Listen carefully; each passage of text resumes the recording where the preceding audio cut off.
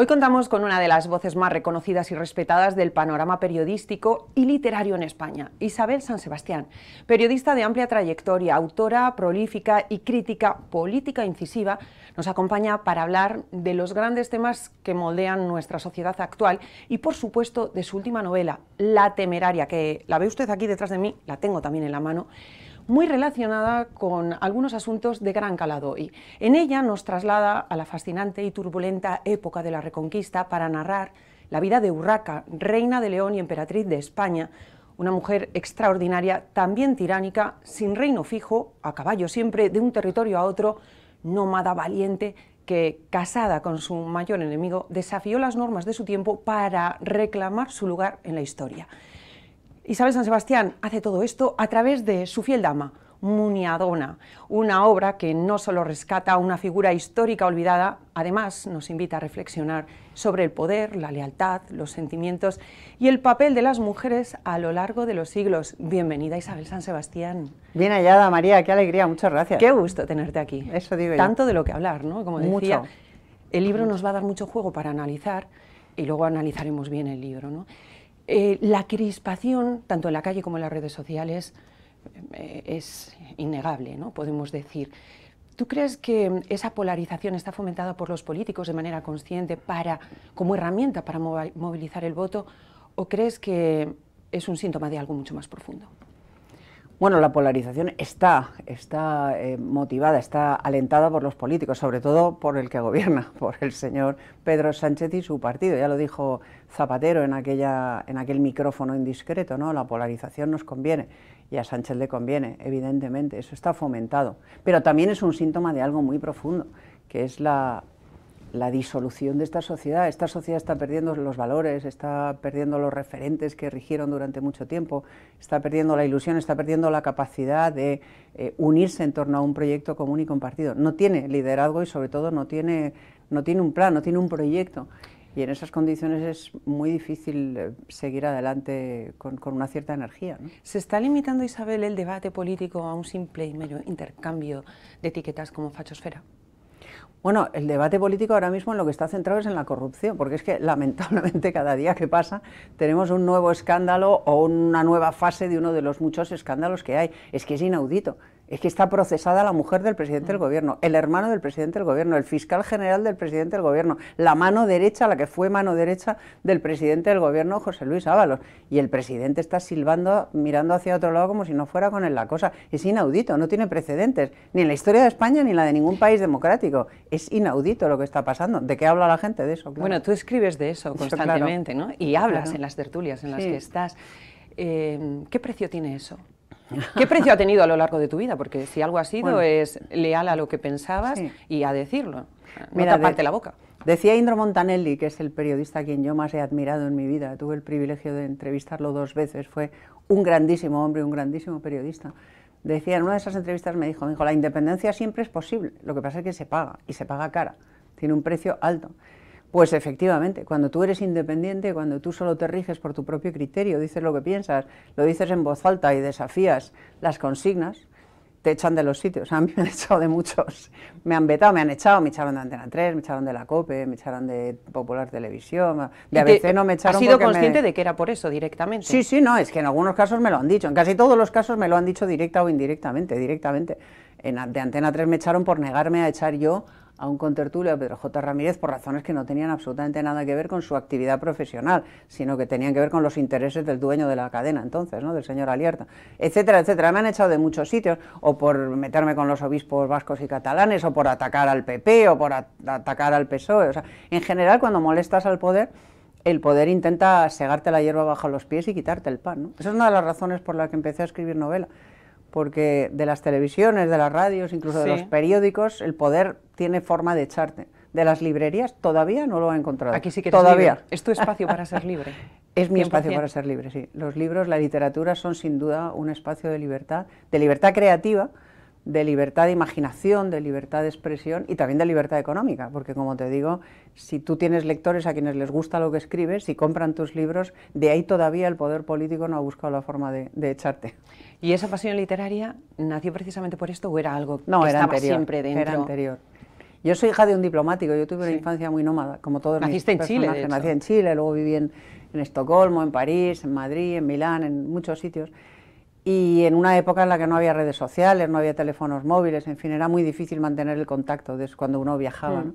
Y mis grandes amigos de la infancia fueron los libros. Yo empecé a leer muy pronto, siempre he leído mucho, siempre he sido una lectora voraz y lo sigo siendo, y mi pasión por la literatura empezó muchísimo antes de atreverme yo a escribir. De hecho, me costó mucho atreverme a escribir una novela porque aquello me parecía que eran palabras mayores y me sigue pareciendo. Bueno, escribes obras apasionantes y si no, se lo digo yo a usted, La Temeraria le va a encantar. Reconduciendo de nuevo, porque luego hablaremos de La Temeraria, volviendo de nuevo a la política, tú estás diciendo, yo siempre he vivido en diferentes momentos situaciones en las que he sufrido el hablar y decir lo que pensaba, ¿no? ¿Tú crees que este momento es peor? Porque claro, en este momento se amenaza un poco o planea la sombra de que se va a controlar la libertad de expresión para la prensa. Yo creo que siempre ha habido consecuencias para las personas que éramos libres, siempre las ha habido. Lo que no ha habido es muchas personas libres, te lo digo como lo pienso. O sea, gente valiente, dispuesta a afrontar esas consecuencias, no ha habido muchas. Ha habido gente alineada con un bando o con otro, o sea, gente que se alineaba pues en el PP contra el PSOE, o en el PSOE contra el PP, o en Prisa contra A3 Media, o en fin, en grupos mediáticos, digamos, ¿no? Ha habido siempre soldados de grupos, ya fuera de grupos políticos o de grupos mediáticos, pero profesionales independientes que no se rigieran más que por su criterio y que en caso de necesidad se enfrentaran a su grupo mediático o a su sector, digamos, a su emplazamiento ideológico. De eso yo me he encontrado muy poco en este mundo, poquísimo. Una cosa que desde fuera parece que por lo menos era diferente es que antes los contertulios, aunque pensaran diferente, no había un odio entre ellos. Ahora da la sensación de que sí que hay una especie de guerra personal. Eso es cierto, sí, lo que hay es mucha consigna, o sea, hay mucho contertulio que no dice lo que piensa, que lo que hace es repetir un argumentario que curiosamente coincide punto por punto con lo que repiten ministros, portavoces parlamentarios, etcétera, etcétera, ¿no? Entonces es muy difícil porque tú no estás compartiendo opinión o no estás debatiendo con tu igual, estás debatiendo con un mercenario o mercenaria, y eso es muy desagradable, ¿no? De hecho, yo estoy deseando dejar las tertulias. Y eso que ahora, por lo menos a la que yo voy, tiene la ventaja de que no van políticos, porque ya cuando se mezclan políticos y periodistas, es horrible, porque es luchar en dos planos diferentes. O sea, el político está defendiendo su pan, su puesto de trabajo, lo que le da de comer, ¿no? Y el periodista se supone que está defendiendo sus ideas. ¿Dónde crees que nació el deterioro? ¿Ahí, precisamente, en la incorporación de los políticos, con ella? No, porque políticos ha habido siempre. Cuando yo empecé en las tertulias con Hermida, en el Pleistoceno anterior, más o menos ya había políticos en las tertulias. No, yo creo que el deterioro empezó cuando se rompió el consenso que había regido en la sociedad española sobre unos puntos básicos, ¿no? que eran básicamente los que se recuperaron en la transición. O sea, los grandes pilares de la democracia, el respeto por la opinión ajena, y se volvió otra vez a la ruptura y a la crispación, y eso fue Zapatero, quien lo trajo, quien rompió los consensos de la transición y volvió otra vez al revanchismo, al guerracivilismo, al franquismo, etcétera, etcétera, fue Zapatero, y desde entonces hemos ido cada vez a peor, a peor, a peor. ¿Y cuál es para ti el peor presidente de la democracia? Pedro Sánchez, sin duda. Porque le dedicas mucho a Pedro Sánchez, pero con lo que estás diciendo ahora de Zapatero... Sin duda, o sea, Zapatero fue el que empezó este deterioro espantoso, el que rompió el consenso y volvió otra vez, como te digo, al guerracivilismo y al revanchismo que nos había llevado a la guerra civil, por otra parte, ¿no? Volvió otra vez al 34. Fue un mal presidente, pero no llegó a las cotas que ha llegado Sánchez. Sánchez, es que, como te decía antes, o sea, es que es inaudito que un presidente del gobierno tenga procesados a su mujer, a su hermano y a su fiscal general y a su mano derecha y no dimita. Y convoque elecciones, es inaudito. Isabel Luna se pregunta, ¿dónde empieza la responsabilidad de los líderes políticos? En el momento en el que asumen ese liderazgo. Empieza en el mismo momento en el que juran defender fielmente la Constitución. Por ejemplo, ya miras tú cómo defiende la Constitución un señor que amnistía a golpistas para que le voten la investidura. O sea, fíjate, es una traición desde el minuto uno. Hablas de la amnistía, ¿no? El acuerdo o las conversaciones con Puigdemont. Esto ha generado un debate feroz en España. ¿Qué les dices a aquellos que lo justifican como un mal menor para que haya gobernabilidad. Que son ¿Es unos un mal sectarios. menor o es un daño irreparable? Yo creo que es un daño irreparable. A quien justifica eso les digo que son unos sectarios y unos incoherentes. O sea, uno o cree en la democracia o no cree en la democracia. Pero es que es previo a la democracia. O sea, yo creo que uno tiene que creer en la palabra. No, un hombre, o mejor, me da lo mismo, una persona sin palabra es una persona sin honor. Y una persona sin honor no puede gobernar un país. No puede, porque es imposible fiarse de lo que hace y de lo que dice. Claro, ¿la ética política ha quedado supeditada a los intereses personales? ¿Políticos? No, a los intereses de partido, a los intereses sectarios, a los intereses... Es que los partidos... No, cuando digo personales me refiero a los del partido, a los del político en cuestión. Es que Sánchez ha convertido el Partido Socialista en una secta. O sea, yo soy ya muy mayor, voy a cumplir 66 años, y yo conocí un Partido Socialista donde había debate, donde había discusión, donde había guerristas y felipistas, donde con los comités federales tomaban la palabra gentes para discrepar y se tenía en cuenta su opinión, y era un organismo vivo donde existían corrientes y existían opiniones. Ahora no, ahora es un ejército en formación de combate cuyo caudillo, que es Pedro Sánchez, levanta el dedo y todos a una fuente ovejuna. Es lamentable, es una secta, eso ya no es un partido político, es una secta, y una secta no es la entidad idónea para gobernar una nación. Una secta conduce al desastre, siempre. ¿Te preocupa la palabra España vinculada a la palabra futuro? Tanto, mucho, mucho. O sea, yo tuve la fortuna de conocer los mejores años de la historia de España. Digo bien, de la historia de España. Nunca ha vivido España una época más plena que la que se vivió entre el año, digamos, 90 y el 2000, o poco antes, Sí. entre los años 80 y el 2003 o 2004. Nunca, hasta el atentado del 11M.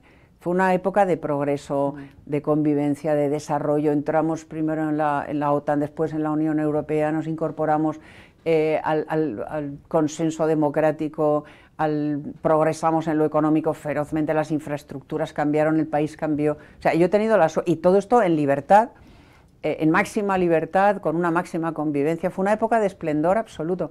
Y yo que he tenido la suerte de vivir y de conocer esa España, y esa Europa, por otra parte, veo este declive actual con muchísima pena y con muchísima preocupación por mis hijos y por mis nietos. Llevamos muchos años, en concreto tú lo has dicho, ¿no? Zapatero resucitó aquello de la memoria histórica, la ley de memoria histórica. Hablando de memoria histórica, ¿es posible que en este momento haya ahora una amnesia colectiva en la que los hechos recientes no interesan? Para empezar, no se ven o se olvidan al minuto. La memoria es personal, no puede ser histórica. La historia es la historia y la memoria es la memoria. Son dos cosas completamente diferentes. Lo que hay ahora es mucho sectarismo. O sea, lo que hay ahora es una sociedad cuyos integrantes siguen a su secta. O sea, si lo hacen los míos, bien hecho está. Si roban los míos, bien robado está. Si los míos mienten, bueno, es por una causa superior, ¿no? Es para evitar el mal mayor de que ganen los otros. Y estamos todos en cierta medida en eso, ¿no? Es una sociedad muy poco, te diría yo, muy poco liberal, muy poco democrática en el sentido profundo de la palabra, ¿no? En un clima como este, en el que los extremos parecen imponerse, ¿estamos normalizando lo anormal ya en la política? Absolutamente. Pero yo no creo que los extremos se estén imponiendo. De hecho, las es que encuestas... ahora se habla de fachosfera, la extrema derecha, bueno, la extrema izquierda, todo es extremo, ¿no? Pero eso es el retrato que nos quieren dibujar, pero cuando uno ve las encuestas se da cuenta de que la mayoría de la gente está en una opción más o menos razonable, en posiciones de centro-izquierda o de centro-derecha más o menos razonable. Lo que pasa es que a los partidos políticos, y repito, sobre todo al Partido Socialista gobernante, le interesa efectivamente normalizar lo que es anormal, empezando por la corrupción. Sí. Incluso antes de la corrupción, incluso aunque no fuera delictivo, o sea, no se puede normalizar que la mujer del presidente haga negocios desde el Palacio de la Moncloa. Es que eso es infumable, aunque no sea delictivo, es infumable. No se puede normalizar que el presidente gane unas elecciones diciendo una cosa y luego haga la contraria. Es que eso es antidemocrático, repito. O sea, la mentira no puede normalizarse en una democracia. De hecho, en otros países con más tradición democrática y con más dignidad democrática, cuando un dirigente es pillado infragante y mintiendo, se le obliga a dimitir. Aquí no, aquí se está normalizando lo anormal, porque sí, porque se supone que los malos son los otros, ¿no? Pues Isabel, no. Estamos viendo cosas de todas formas que antes habrían sido impensables, inauditas, ¿no? O sea, acuerdos con partidos extremistas, independentistas, justificar una violencia del pasado. ¿Es este un síntoma de una democracia que funciona muy bien porque da cabida a todo el mundo o de que están fallando los principios fundamentales? Es el síntoma de que el poder se ha convertido en un fin en sí mismo y que quienes lo ostentan, porque eso, o detentan, pues las dos palabras valen, no piensan en el bien de la nación, de la patria, de España, sino en el suyo propio. Y están dispuestos a justificar cualquier vileza con tal de mantenerse, de conquistar o de mantenerse en ese poder. Y es algo deplorable, es la antítesis de la democracia, es la antítesis del bien común. Es deplorable, ya digo. Decía que escribías mucho sobre Pedro Sánchez, un poco lo estás hablando ahora también. Si te pidiera que me lo definieras brevemente, ¿cuál es tu opinión sobre él, como líder político y en lo personal también? Es un ser carente de escrúpulos, carente de principios, carente de dignidad, cuya única preocupación, cuyo único norte es el poder por el poder. Eso es Pedro Sánchez, es un ser absolutamente amoral y pagado de sí mismo, con un altísimo concepto de sí mismo y dispuesto a resistir hasta el final, aunque se lleve por delante todos los consensos que nos permitieron progresar y crecer como nación, aunque se lleve por delante todos los principios democráticos y aunque se lleve por delante la nación en sí, porque cuando pase Pedro Sánchez, que antes o después pasará, quien llegue, no sé quién será, pues será Feijóo o quién será, se va a encontrar un panorama muy difícil de reparar, muy difícil de enmendar. Se va a encontrar unos rotos en la nación, en España, terroríficos, muy difíciles de enmendar. A su alrededor hay silencio y complacencia, ¿no? ¿Qué rol juega ese silencio y esa complacencia de ciertos líderes políticos en la deriva del país?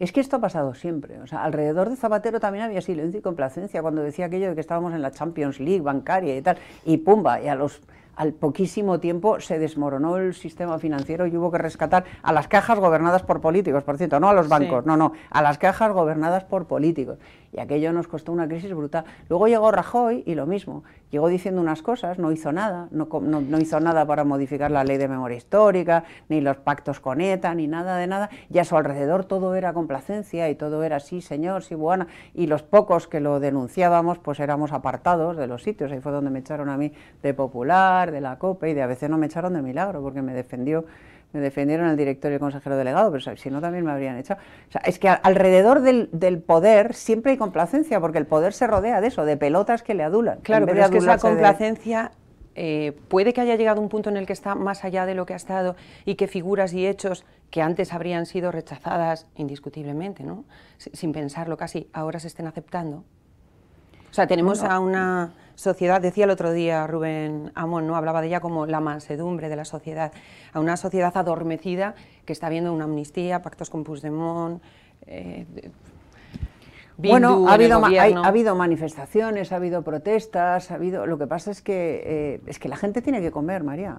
O sea, es que la gente normal y corriente, la gente que tenemos que trabajar para pagar las facturas y para llegar a fin de mes y para pagar los impuestos que nos crujen, que nos los ha subido 60 y tantas veces este señor, Pedro Sánchez, la gente tiene que trabajar, la gente no puede estar todo el día manifestándose en la calle, pero porque Isabel, tiene que ganarse el pan. Si la gente no dice nada para comer, puede llegar un punto, viendo otros escenarios de otros países, ¿no? Puede llegar un punto en el que a lo mejor come menos, ¿no?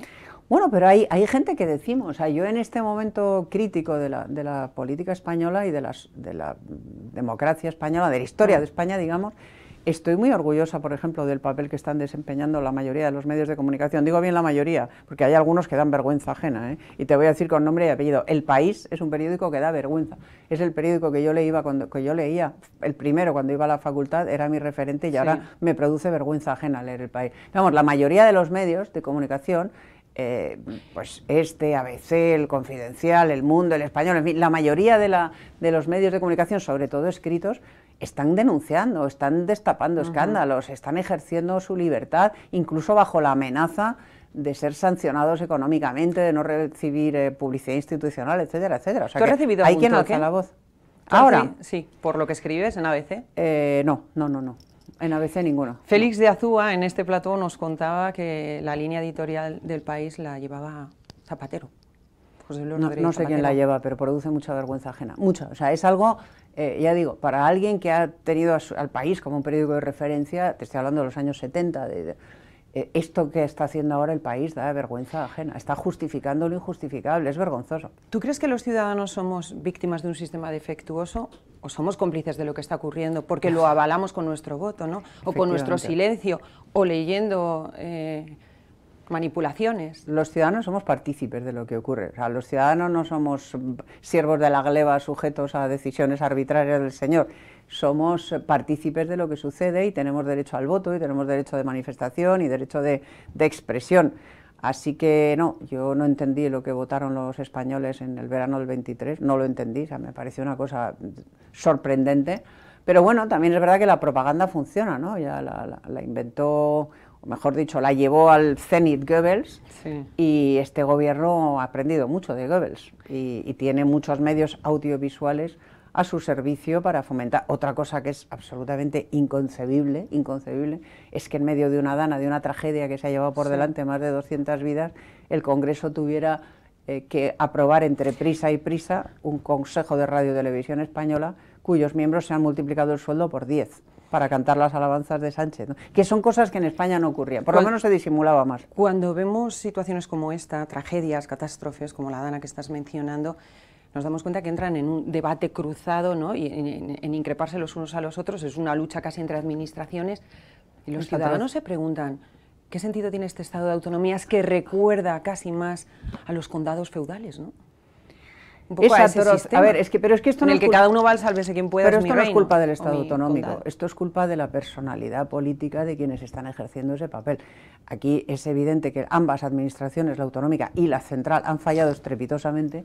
Es evidente que los afectados por esta tragedia han sido abandonados a su suerte en gran medida y que el único que ha dado la cara hasta el momento ha sido un empresario, el presidente de Mercadona, que es el único que ha puesto dinero encima de la mesa para ayudar al que, por cierto, le increparon, ¿eh? Sí, sí. Bueno, le increpó alguien, pero la inmensa mayoría de los valencianos le están muy agradecidos al señor Roig porque es el único que ha puesto dinero encima de la mesa. Mientras y que ha ido a visitar. Que ha ido a visitar y y el rey, por supuesto, y la reina, que han estado a la altura de su papel institucional, magníficos, visitando, consolando, alentando. La verdad pero es que pero el gobierno español y el gobierno valenciano han sido deplorables. No, esto no es culpa del Estado autonómico, es culpa de quienes están al frente de esas administraciones que carecen de la vergüenza indispensable para dimitir. O sea, si yo fuera un afectado de la dana, yo estaría con una pancarta delante de la Moncloa lunes, miércoles y viernes y martes, jueves y sábados delante de la Generalitat pidiendo la cabeza de los responsables. Pero eso no ocurre, sorprendentemente. No, porque la gente bastante tiene con quitar barro, con intentar salir adelante y con intentar pero el resto de la población podría deberíamos, hacerlo, ¿no? Sí, bueno, porque todos somos conscientes de la tragedia que han vivido ahí. Ya, lo que pasa es que, como te digo, María, vivimos en un mundo... Y La Palma, no nos olvidemos de La Palma que también, no han y los de Murcia, ayudas, que todavía están esperando por el terremoto de Lorca. O sea, es que es lamentable, si es que a eso sí, 60 y tantas veces nos han subido los impuestos. Y hay cientos y cientos de asesores en la Moncloa, y la nómina pública ha subido en un 30%, y así sucesivamente. Y tenemos el gobierno más elefantiásico de la historia, eso sí, ellos se cuidan muy bien. ¿Tú crees que tenemos unos políticos que están más preocupados del impacto mediático que del contenido? Sin duda. Y que también una sociedad que se deja guiar más por el impacto mediático que por el contenido, y entonces, claro, se unen las dos cosas. Tenemos unos políticos, sobre todo en el gobierno, repito, cuyo inmenso círculo de asesores no está pensando en cómo resolver problemas, sino en cómo transmitir mensajes susceptibles de salvarle las posaderas al señor presidente del gobierno. A eso se dedican nuestros impuestos, básicamente, al impacto, a medir y controlar y manipular el impacto mediático de lo que está pasando.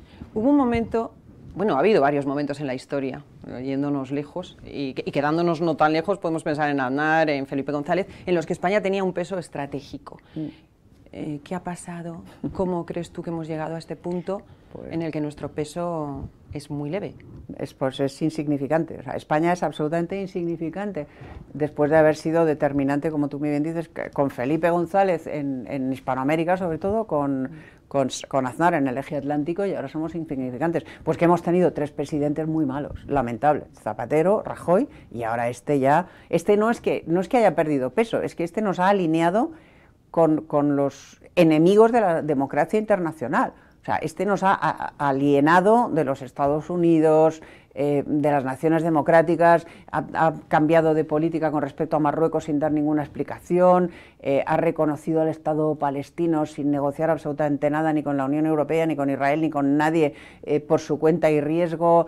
En fin, es un presidente de gobierno absolutamente irrelevante, como lo fueron los dos anteriores, y España, efectivamente. España, que ha sido una de las dos grandísimas naciones que ha habido en la historia, porque hay solo dos, Inglaterra y España, nadie está a la altura de estas dos grandes naciones, o España e Inglaterra, por orden cronológico, pues ahora se ha convertido en un Estado absolutamente irrelevante y que pierde peso aceleradamente y cuyo principal interlocutor en la esfera internacional es Nicolás Maduro, ¿no? El tirano venezolano. Es lamentable. Martin Luther King decía que la paz no es únicamente la ausencia de crispación o de tensión, sino también la presencia de la justicia. ¿Tú crees que tenemos justicia hoy? Bueno, tenemos jueces valientes, tenemos tribunales independientes y valientes, y sí, todavía quedan jueces en Madrid, ¿no? Glosando la célebre frase de todavía quedan jueces en Berlín. Hay jueces, hay una justicia que funciona. Bien, es verdad que hay un tribunal constitucional absolutamente politizado que está al servicio del gobierno, hay una Fiscalía General del Estado al servicio del gobierno, o sea, hay un gobierno empeñado en destruir a la justicia y en controlar a la justicia, pero hay una justicia que resiste. Bueno, de momento creo que sí, que tenemos una justicia. Uno de los temas de gran debate también en España ha sido la reintegración, ¿no? La reinserción de los exmiembros de la banda terrorista ETA en la vida política. Miembros. Uno nunca deja de ser miembro de una banda, de esa banda terrorista. Ninguno de ellos, perdona que te interrumpa, es que no, o sea, para ser exmiembros tendrían que haber renegado de la banda terrorista. Sí, y nunca lo han hecho. Y nunca lo han hecho, o sea que son miembros. Pues esos miembros de la banda terrorista ETA tienen reinserción, pero también se integran en la vida política. Y eso ha generado mucho debate, como decía. ¿Tú crees que... Bueno, ¿tú crees no? ¿Dónde crees que está la línea que separa esa integración, vamos a decir, legítima, con el insulto directamente a la memoria de las víctimas? ¿Dónde está esa línea? Mira, te voy a contar una cosa personal. Yo estuve 11 años con guardaespaldas mientras ETA mataba. Una de las personas que me señalaba a mí y a otros compañeros directamente desde su columna del diario Egin, del diario Gara primero y después del diario Egin, era Maite Azpurua, con el seudónimo de Maite Soroa. Sí. Eran ella y otros dos más, pero ella formaba parte de ese seudónimo Maite Soroa que se dedicaba a señalar políticos y periodistas en su columna, ¿no? Bueno, pues Maite Azpurua hoy es la portavoz de Bildu en el Congreso, sí, y ha estado a punto de recibir un premio otorgado por los corresponsales en el Congreso como mejor relación con los medios de comunicación. A mí eso me insulta, la verdad. Me produce un asco y una decepción y una rabia inconmensurable. Revuelve el estómago. Me revuelve el estómago, por supuesto. Esta señora está a punto de recibir un homenaje a ella y resulta que las víctimas y los familiares de las víctimas, en este caso, se ven obligados casi a guardar silencio para no resultar incómodos. Para que no les llamen llorones y resentidos. ¿Cómo ha pasado? Porque es lo que hablaba antes y lo estábamos comentando. Porque se han pervertido los valores, María, porque se han perdido los valores, porque ahora resulta que no hay más víctimas que las de la guerra civil, que acabó hace 80 años. Y sin embargo, ETA, que vio que yo la he vivido, la he sufrido, a un primo mío lo mataron, a muchísimos españoles, más de 1000 españoles, los mataron, los asesinaron de una manera alevosa, vil, por la espalda. Esos no son víctimas, esos ya hay que olvidarlos, hay que archivarlos, y sus verdugos, y quienes justificaron a sus verdugos, y quienes se beneficiaron de esos asesinatos, se beneficiaron materialmente, políticamente y materialmente, están condicionando la política del gobierno y, por ejemplo, la ley de memoria histórica, que la han hecho ellos. O sea, es una cosa, es inconcebible. O sea, cualquiera que pensara Pero es que ahora resultan incómodas. A mí me lo contaba la presidenta de la Asociación de Víctimas del Terrorismo y me decía, María, es que nos miran mal, nos ladean. Sí, sí. Es increíble. Bueno, es la España en la que vivimos. Son incómodas, efectivamente. ¿Y tú, que has tenido que ir con escolta? 11 años. 11 años, efectivamente, somos incómodos, somos llorones. El otro día tuve que aguantar, bueno, el otro día, hace ya un tiempo, tuve que aguantar en un programa de televisión que me llamaran terraplanista, Terraplanista, sí, por decir que ETA no había desaparecido, que ETA hoy se llamaba Bildu, que ETA no era una banda de pistoleros, que ETA era un conglomerado, una estructura, una organización muy compleja, donde había una rama política, una rama armada o militar, que se llamaban, una rama sindical, en fin, era un entramado muy complejo. Me llamaron terraplanista, y ya es que ya me produce tanta pereza, lo he pasado tan mal, que me levanté y me marché y no he vuelto a ese programa, claro. Pero esto es lo que hay, o sea, esta es la memoria que se está dejando a nuestros hijos y a nuestros nietos, o mejor dicho, la desmemoria, o sea, este es el relato absolutamente falseado de una tragedia histórica que se está confeccionando a la medida de los verdugos. ¿Y qué te parece esta noticia que ha habido de exenciones fiscales para los que organicen actos conmemorativos, ¿no? Del fallecimiento en este caso de Franco, y sin embargo no para la generación del 27? ¿Qué quieres que te diga? Es que Franco es para el centenario de la generación del 27, algo tan importante culturalmente como eso, ¿no? Es que Franco es el salvavidas, Franco es el comodín, es que Franco es lo único a lo que tiene que agarrarse este gobierno para intentar disimular o intentar tapar con esa tinta sus vergüenzas, que son crecientes, son cada vez mayores y cada vez más difíciles o imposibles de ocultar. Franco es el gran comodín, pues bueno. Ya está, ya lo desenterraron, lo sacaron del Valle de los Caídos, el muerto más vivo de la historia. Ya no sé qué más pueden hacer con él, o sea, no sé qué más pueden hacer, pero vamos, yo es que estoy convencida de que a la inmensa mayoría de los españoles Franco les trae sin cuidado. O sea, yo vivía cuando murió Franco, tenía 14 o 15 años, pero vamos, a mí es que Franco me ha parecido pues como el general Prim, lo mismo. O sea, me resulta absolutamente indiferente, o sea, lo que hizo Franco ya está resuelto hace mucho tiempo, ¿no? No así lo que pasó con ETA, efectivamente, pero bueno. Escuchándote y viendo cómo has trabajado siempre, una tiene aquí el libro Servidora, el libro de la temeraria en mis manos, y yo digo, pero si es que tú eres un poco la temeraria también, ¿no? Tú eres Urraca, pero no por temeraria, no porque seas temeraria, cuidado, voy a decir, sino porque eres coherente, porque luchas por lo que crees, ¿no? Que es lo que es ella, era una mujer muy adelantada a su tiempo, sí, contra todas las expectativas que había de género en ese momento, no porque quisiese reivindicar el feminismo, ¿no? Sino porque quería defender su derecho a reinar, ¿no? Bueno, a ella la llamaron temeraria por ser mujer, porque si hubiera sido hombre le hubieran llamado el valiente, el audaz, etcétera, ¿no? Hay quien confunde temeraria con valiente o con coherente, ¿no? Sí. Yo creo que Urraca no fue temeraria, Urraca fue una reina de su tiempo, fue una mujer muy desdichada en lo personal, mucho, sí, empeñada en ejercer su deber y su derecho. A ella su padre la eligió sucesora, porque no tenía hermanos varones, y tuvo que ser reina de León en un momento dificilísimo, y encima la casaron con un señor que a quien no gustaban las mujeres y que le pegaba, que la maltrataba y que le quiso quitar el reino. Monje, pero que le pegaba.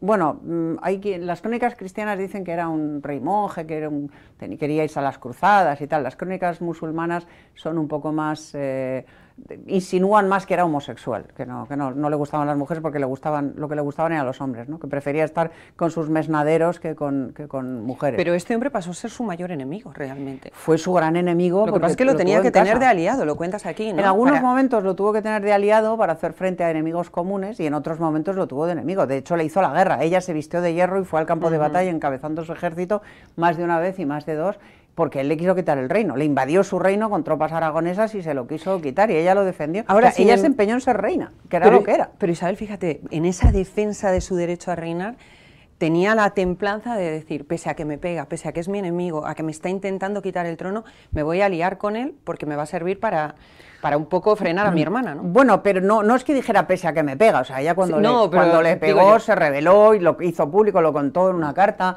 a un familiar suyo, o sea, no era una mujer sumisa, que se dejaba avasallar en absoluto. Ella defendió su trono y defendió su persona con uñas y dientes, y lo pagó muy caro, entre otras cosas, porque los cronistas la despellejaron por hacer eso, por defender su trono y por defender su derecho a reinar ella. O sea, le hubiera sido mucho más fácil a ella cederle el poder a su marido o cederle el poder a su hijo, que es lo que hicieron muchas reinas después. ella fue valiente, ella defendió. Es que habría vivido muchísimo mejor. Bueno, habría vivido infinitamente mejor. Habría vivido bien. Habría vivido muy bien, se habría ido a un castillo con su amante, que los tuvo dos amantes conocidos, se habría ido con alguno de sus amantes a un castillo, habría vivido tranquila y feliz sin que le faltara nada, pero tuvo el coraje de defender lo que era su derecho y lo que era su deber, porque es que ella consideraba que reinar era un deber, y lo hizo, lo cumplió a pesar de que le costó carísimo ejercer ese derecho. Y una de las cosas que a mí me sorprenden mucho, María, es que ahora que estamos en esta reivindicación permanente del feminismo y del empoderamiento de la mujer, etcétera, etcétera. ¿Tú sabes qué día murió Urraca de León?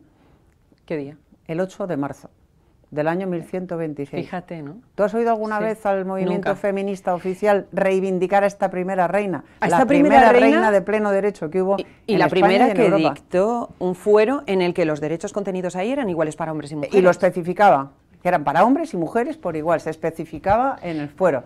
¿Tú has oído alguna vez a nuestras feministas reivindicar a esta mujer? Esta sí que fue poderosa, empoderada y que defendió sus derechos. ¿Y por qué crees que se ha maltratado así a Urraca, incluso por parte de los historiadores que no lo han mencionado? Yo creo que en el caso de los historiadores por prejuicios, precisamente porque en una época en la que a las mujeres se las presuponía sumisas, obedientes, etcétera, ella no lo fue. Ella fue una reina en el sentido pleno de la palabra reina, y desafió, como reina se comportó, tuvo amantes, ejerció el poder, etcétera, y eso los historiadores misóginos, clérigos en su mayoría, en una época en la que la misoginia era muy severa, no se lo perdonaron. Y los historiadores que han venido después, pues han bebido de esas fuentes y han mantenido ese relato, ¿no? Y en el caso del feminismo actual creo que sinceramente por ignorancia. ¿Pero tú crees que el feminismo actual aquí en España está abordando los desafíos urgentes y necesarios que hay? No, o sea, yo flipo, de verdad. Yo llevo trabajando en un oficio muy duro que es el periodismo, y criando hijos, pues empecé a trabajar en el año 79, 80, por ahí, hace 1000 años, se me ha olvidado mucho. He criado 2 hijos en gran medida sola, etcétera. Y a mí el feminismo nunca ha afrontado las cuestiones que a mí me han resultado muy difíciles, que son la conciliación, básicamente la conciliación. La violencia sin duda es una lacra, es una tragedia, pero no es el único problema que tenemos las mujeres. Tenemos otros muy graves, el primero de los cuales es la conciliación, los horarios laborales, etcétera, etcétera. Yo no he visto que se preocupen de eso ni lo más mínimo. Yo siempre he dicho que yo nunca he tenido problemas, y lo digo de verdad, yo nunca he tenido problemas profesionales por ser mujer, nunca. Nunca nadie me ha despreciado ni me ha puesto obstáculos tal, por ser mujer. Sí he tenido, y mucho, por ser madre. Muchísimos. Sí me ha obstaculizado mucho la carrera, la maternidad. El hecho de ser mujer, no sé, debe ser que he tenido mucha suerte. A ver, ¿me he encontrado con gente machista? Por supuesto, pero bueno, también está en tu inteligencia lidiar con eso, ¿no? Urraca vivió traiciones, vivió conspiraciones, se leen aquí. Yo insisto, léaselo, no quiero destripar nada porque entonces le dejo sin libro, pero es apasionante, ¿no? Uno está ahí enganchado viendo. ¿Qué lecciones crees que podemos extraer para la política de hoy, ¿no? Y la gestión? Pues yo creo que la primera sería probablemente la necesidad de aferrarse a los principios, de no abandonar los principios, o sea, de no comportarse con arreglo a lo que conviene, sino con arreglo a lo que debe ser, a lo que dicta el sentido del deber y del sentido del honor. Honor es una palabra que hoy en día está en desuso, ¿no? Ya no, el honor, ¿eso qué es? ¿Qué tontería es esa? ¿No? Bueno, pues yo creo que Urraca fue una mujer de honor, una persona honorable, y se comportó con arreglo a eso, e hizo frente a sus desafíos con arreglo a eso, ¿no? Otra lección que yo imprimo, o que yo intento imprimir en este libro, otra idea de la que intento impregnar la novela, es el de la lealtad, a través de esta mujer que cuenta la historia, ¿no? De Muniadona, de este personaje que acompaña a la reina hasta entrañable el final. También, y cuando se va a ver a su amado y se lo prohíbe, y entonces ella etcétera. Dice, bueno, lo haré. Bueno, pero a pesar de las injusticias que sufre, a pesar de los abusos, sigue siendo una persona leal. La lealtad es otro de los valores que hoy en día se está perdiendo y que para mí es esencial en la vida, ¿no? Probablemente el más importante en la vida es la lealtad hacia las personas que quieres, hacia las personas en las que crees, hacia las personas que te acompañan en la vida, ¿no? Es fundamental.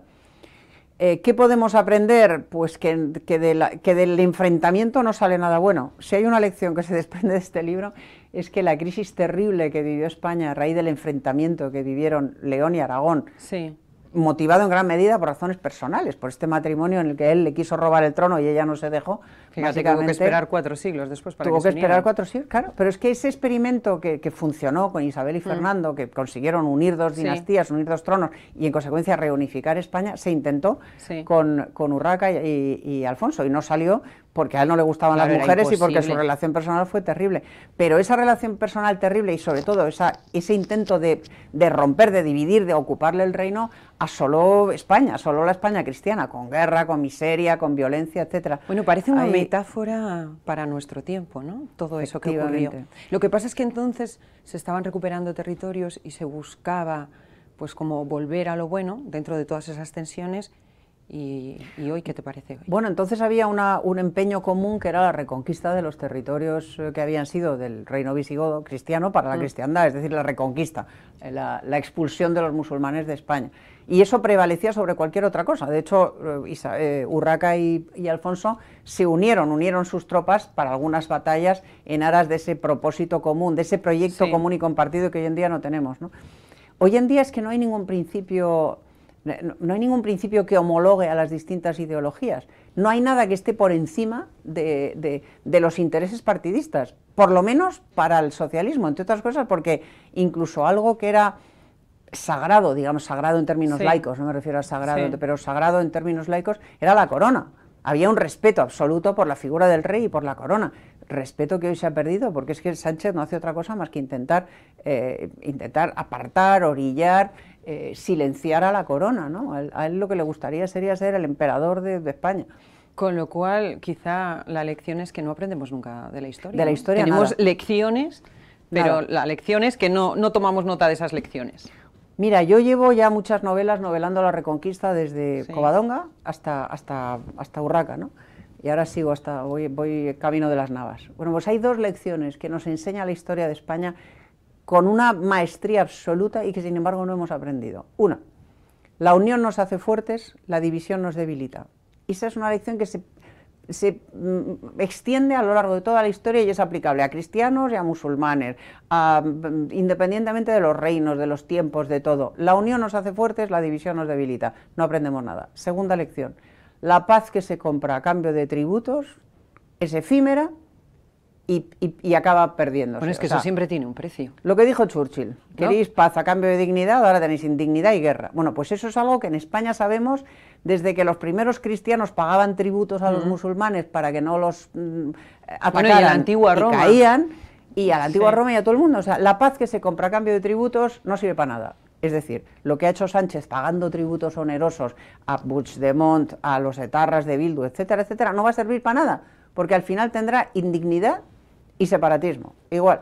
¿Cuál es para ti la gran lacra de hoy?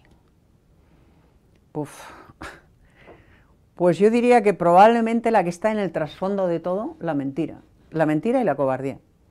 Hemos normalizado la mentira y hemos normalizado la cobardía. Y eso significa que hemos normalizado el deshonor. Y te repito, sin honor, sin dignidad, no se puede vivir y no se puede gobernar nada.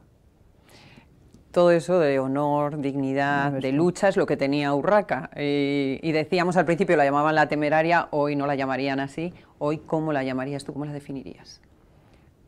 ¿Qué mote le pondrías? Yo la llamaría la pionera, la valiente, la sufridora, porque sufrió mucho. Oye, tampoco es un ejemplo, tampoco fue la mujer perfecta. Bueno, no, era tiránica. Era tiránica, tenía sus defectos, a veces dudaba, se mostró pusilánime en algunos momentos, pero era un ser humano y le tocó vivir en unas condiciones durísimas. A lo mejor habría que llamarla la superviviente, ¿no? O en términos muy recientes, aunque el palabra no me gusta, pero la resiliente. Sí. Fue terriblemente resiliente esta reina. Pero en fin, la cuestión es que fue la primera reina de León y del mundo occidental y emperatriz de España, y eso es muy importante. En el siglo XIII, en el siglo XII, España ya existía como idea, como concepto, en la mente de sus reyes. Su padre, Alfonso VI, se había intitulado emperador de España y ella siguió con el título, emperatriz de España, y su hijo se hizo coronar emperador, Alfonso VII. Esto lo digo para quienes piensan que España es un invento de hace 4 días o que se lo inventó Franco o como mucho las Cortes de Cádiz. No, España es una realidad muy antigua. Bueno, rescatan aquello de Guifredo el Belloso. Bueno, en fin, sí, o la Sí. nación vasca de Sabino Arana. O sea, se han hecho Bueno, muchos versionadísimo, inventos por supuesto. Sí, sí, se han inventado muchas cosas, pero la historia y las crónicas que están ahí lo desmienten, ¿no? Y bueno, otra de las razones por las cuales yo me he propuesto novelar esta epopeya formidable de 8 siglos que fue la Sí. Reconquista es precisamente para rescatar esta antiquísima idea de España, este gran, larguísimo proyecto común y compartido que fue la Reconquista y que nos ha traído hasta donde estamos. Y como mujer que luchaba por la defensa de aquello que creía y de su trono, ¿tú ves alguna política similar? Quizá Ayuso, Sí. que por cierto Sí, me estuvo en la recuerda. presentación de tu Sí, libro. lo presentó ella con mucho éxito en Madrid. Mujer valiente, Es que me habla la recuerda en y muchos dice- aspectos. Es una mujer valiente, es una mujer solitaria en muchos aspectos, como lo fue Urraca. Es una mujer resiliente, Sí. es una mujer que no sea milana, no No sea sea chanta chanta, ante sí. los ataques, al revés, se crece como hacía Urraca y responde y se arma de valor y contesta. Es una mujer de principios, es una mujer sólida, es una mujer valiente. Me la recuerda en muchos aspectos. La gran diferencia es que Urraca fue una reina tiránica, una reina en el sentido medieval, es decir, era reina porque era hija de rey, Sí. y ya está. Y en cambio Isabel Se ha hecho a sí misma. Isabel es una presidenta plenamente democrática, elegida por los ciudadanos, reelegida por los ciudadanos con mayoría absoluta y con absoluta legitimidad democrática. Urraca fue una reina con legitimidad dinástica. Isabel es una presidenta con legitimidad democrática, lo cual evidentemente es un plus. Pero sí, me la recuerda Muy mucho. grande, muy Es un grande. plus gigantesco. Porque es un plus ha tenido que crecer por su trabajo día a día. Efectivamente. No es aquello de, vale, esta defendía lo que le habían dado. Hombre, en términos Nada que- contemporáneos, efectivamente, y de acuerdo con la Nada que ver ideología con- contemporánea, sí. es un plus gigantesco. Y sí, a mí me la recuerda. Isabel es una política a quien respeto mucho. Probablemente si llegara a gobernar España cometería errores, y si yo sigo en esto, cosa que espero no seguir porque me quiero jubilar, los criticaré, pero creo que va a ser la primera presidenta del gobierno de España, sí. Creo que va a ser la primera mujer que llegue a la presidencia del gobierno de España. Y estoy firmemente convencida de que será una buena presidenta. ¿Tú crees que te vas a retirar de verdad, que nos estás diciendo? Ya lo has dicho al principio, lo dices Sí. ahora. Sí, El periodismo perderá si es así a una gran periodista. Te lo agradezco mucho, No, es María, verdad. pero llevo muchos años, esto es muy cansado. Hay gente que piensa que lo de pelearse en una tertulia, o sea, lo de enfrentarse y que te insulten, sobre todo en lo personal, que te agredan Sí. en lo personal y tal, que no produce desgaste, pero produce mucho desgaste. O sea, yo soy una persona a la que detesta discutir. Yo soy feliz con mis nietos jugando, soy feliz cuando me voy a Asturias, con mis amigos, paseando, viendo el mar. Yo pelearme es algo que no me O gusta. sea, que esa retirada es por la escritura, pero es también por retirarte de La las confrontación. discusiones. Yo estoy harta de confrontar y además es que el panorama político actual, salvo alguna excepción como la de Isabel, me produce una terrible decepción, una enorme pereza. No me interesa. Entonces desde luego ya me retiro prácticamente de la radio, me voy a retirar pronto de la televisión y a lo mejor conservo, es posible, una columna en el periódico, a lo mejor, pero tampoco lo tengo muy claro. Yo quiero dedicarme a escribir novela, que es lo que me hace feliz, y alejarme de la política, que me hace cada vez más infeliz. Oye, vamos a dedicarle un momento a esa Isabel San Sebastián, escritora, novelista, de éxito además, como digo, vas por la 7ª edición. De sí, llevo ya... Casi nada. ¿Eres muy disciplinada? Sí. Porque ejerciendo la profesión que ejerces de periodismo no es fácil, tienes que ir a una Sí. radio, tienes que ir a otra. Sí, soy disciplinada, soy disciplinada. O sea, ¿Y qué cuando- horarios te pones?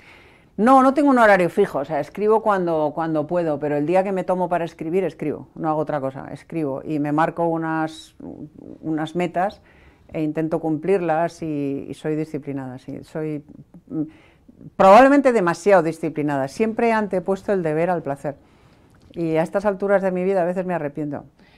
Oye, es que una anécdota graciosa que he oído, que no sé si es verdad, es que tú ibas a escribir sobre el hijo de Urraca y Sí. finalmente te fuiste a la madre. Es cierto. Yo iba a escribir sobre el emperador, sobre Alfonso el Emperador, que tuvo un papel reconquistador muy importante y tal. Lo que pasa es que cuando empecé a leer crónicas de la época, empecé a leerme La Compostelana, Los Anónimos de Sahagún, Sí. la de Rebus Hispania, la crónica de Jiménez de Rada y tal, me encontré con este personaje, con esta mujer, que me pareció verdaderamente sorprendente. O sea, para empezar fue la primera reina Sí. que hubo en España, cosa que yo desconocía.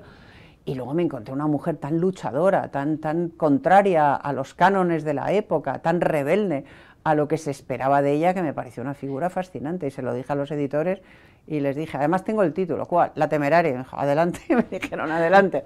Pues la llamaron así, ya te engancha. Es que no es que me la haya inventado yo, es que fue así, ese es el sobrenombre con el que pasó la historia. Evidentemente un sobrenombre despectivo. No la llamaron Temeraria para elevarla o para encumbrarla o para adularla, ¿no? Sino que la llamaron Temeraria para denostarla, para presentarla un poco como una loca que no sabía lo que hacía.